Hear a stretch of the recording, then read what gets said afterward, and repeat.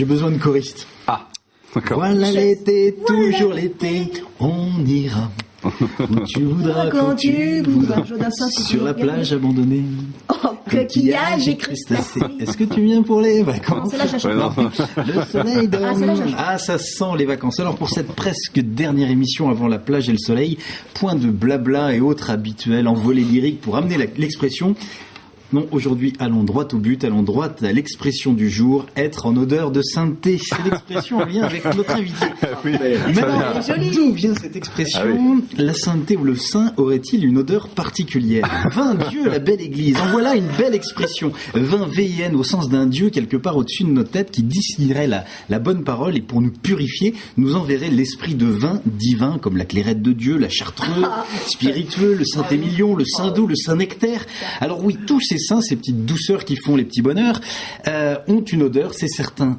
Mais quid du saint S-A-I-N-T, du saint commun, celui qui est coiffé d'une petite auréole parce que il le vaut bien. Oui, je sais, c'est nul, c'est la dernière expression, c'est la dernière chronique. Allez, rien n'est moins sûr. Voici 3 explications vraies de vraies, plus ou moins farfelues. À vous de retrouver la véritable. Très farfelu. C'est la partie interactive de cette chronique. Être en odeur de sainteté. En fait, alors, en fait, la première explication. L'expression vient d'une croyance catholique ancienne. À leur mort, les saints dégageaient une odeur suave de fleurs et notamment de roses, et non l'odeur caractéristique de la décomposition. Ça a été le cas de Sainte Thérèse de Lisieux ou de Saint Charbel, dont les corps continuent de répandre une huile parfumée des siècles après leur mort. Être en odeur de sainteté signifiait donc avoir un corps odorant permettant d'être reconnu comme saint, l'Église en ayant fait un critère pour la canonisation. Deuxième, rien n'est moins sûr. Deuxième explication. C'est une belle explication en tout cas. Oui, c'est très joli. L'expression vient du grec odos, vu que vous étiez connaisseur, à l'origine du mot odeur qui signifiait la voie, le chemin. Ainsi, être en odos, en odeur de sainteté, voulait dire être sur la voie de la canonisation grâce à une vie de perfection et de piété. Troisième et dernière explication. On doit cette expression à la locution latine mens sana in corpore sano, un esprit sain dans un corps sain. Tu rigoles là? Et à une erreur, attention, il y a une erreur de traduction. En effet, cette locution a d'abord été comprise dans le langage populaire comme faisant référence à l'esprit saint S-A-I-N-T des chrétiens. Quant au corps, au XVIe siècle, on parlait de bonne ou de mauvaise odeur pour désigner quelqu'un qui faisait bonne ou mauvaise impression. On disait pouvoir sentir ou ne pas sentir quelqu'un. Alors voilà comment une traduction simplifiée et erronée de la locution latine a donné naissance à cette expression. 3 explications, à votre avis, laquelle est la vraie? Super dur, t'aurais pu trouver un truc. Oui, mais pour la dernière, je me suis dit. Tu l'as bossé celle-là en fait. Oui, en fait, c'est ça.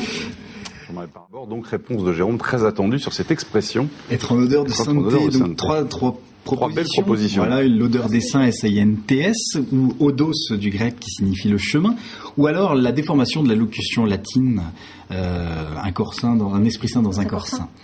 Vous aviez raison, il y a un peu de vrai dans tout, voilà. alors sauf dans la troisième. La troisième, c'est totale invention. Ah oui, oui. Alors par contre, on dit bien sentir ou ne pas sentir quelqu'un, mais ça n'a rien à voir, c'est de l'invention. Non, effectivement, les saints qui dégagent une odeur, alors c'est pas un critère, comme vous le disiez, de canonisation, et puis ce grec odos qui signifie voie, chemin, et donc le chemin vers la perfection. Très bien. Voilà la réponse. Dans la vie, pour être prêtre, il faut être ordonné. Alors, est-ce que ça veut dire qu'il faut avoir une vie bien rangée, savoir où on met ses affaires? C'est bien ça. De l'ordre pour rentrer dans les ordres. Car oui, on l'a vu, la vocation, ça ne s'improvise pas. C'est une vie à Dieu 100 à l'heure. Et compte tenu du rythme soutenu, il vaut mieux avoir le rite dans la peau, car il paraît qu'on se retrouve vite sur les genoux. Et à vous écouter, oui, c'est pas mal. À vous écouter, on comprend que le chemin de la réflexion a été long, précieux.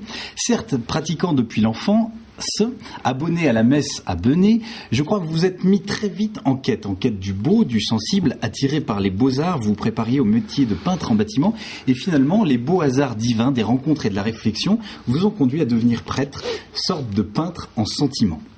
Je vous le disais, la vocation, ça ne s'improvise pas. De l'ordre. Eh bien moi, je devrais en prendre de la graine et en profiter pour mettre un peu d'ordre dans cette dernière chronique pour faire le grand rangement de fin d'année. Vous savez, liquider les contes et les fables, mettre les mots-clés sous la porte, clore l'exercice de style, tirer un trait d'union définitif, sorte de fin de non se revoir ou pas avant septembre, boucler les parenthèses, décrocher les guillemets, couper les cédilles, balayer ce foutoir antérieur plein de passés décomposés et autres participes totalement dépassés, passer. Bref, mettre le mot de la fin, le terme du terme, terminus, tout le monde déliquescent, fin des radicaux, fin du verbiage, extinction des feuilles, fermeture des porte-mines. Je balance le clavier par ici, l'azerty, et je vous dis bonnes vacances, bel été et à la saison prochaine. Ainsi soit-il. Bravo, par ici, l'azerty, c'est très bien. Oui, très bien.